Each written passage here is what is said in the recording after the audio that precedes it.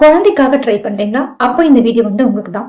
பொதுவா நம்ம கன்சீவ் ஆக டிலே ஆச்சுன்னா, ஃபர்ஸ்ட் நம்ம அம்மா கிட்ட ஷேர் பண்ணுவோம். அப்படி இல்லைன்னா நம்ம அக்கா, க்ளோஸ் ரிலேஷன்ஸ் கிட்ட நம்ம ஷேர் பண்ணுவோம். அதுக்கப்புறம் போக போக வெப்சைட்ஸ், சோஷியல் மீடியாஸ் அப்படின்னு அனலைஸ் பண்ண ஆரம்பிச்சிரும். அங்கெல்லாம் போய் நம்ம நல்ல விஷயத்த எடுத்துக்கிட்டா ஓகே. பட் நம்ம என்ன பண்ணுவோம், நல்ல விஷயத்தெல்லாம் விட்டுட்டு கம்பேர் பண்ண ஆரம்பிச்சிரும்.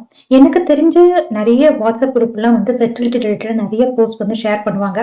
அங்கேயும் போய் நம்ம என்ன பண்ணுவோம், நமக்கு தேவையான இன்ஃபர்மேஷனை கலெக்ட் பண்றத விட்டுட்டு நிறைய கம்பேர் பண்ண ஆரம்பிச்சிரும். இந்த கம்பேரிசன் உண்மையிலே ரொம்ப டேஞ்சரான விஷயம்.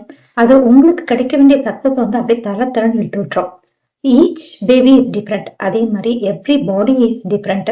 ஸோ மற்றவங்களுக்கு கிடைக்கக்கூடிய ஒரு ட்ரீட்மெண்ட் அவங்களுக்கு ரிசல்ட் கிடைச்சிருக்கலாம். பட் அது உங்களுக்கு கிளிக் ஆகாம இருக்கலாம். இல்ல உங்களுக்கு கிடைச்ச ரிசல்ட் அவங்களுக்கு அது நெகட்டிவா மாறிருக்கலாம்.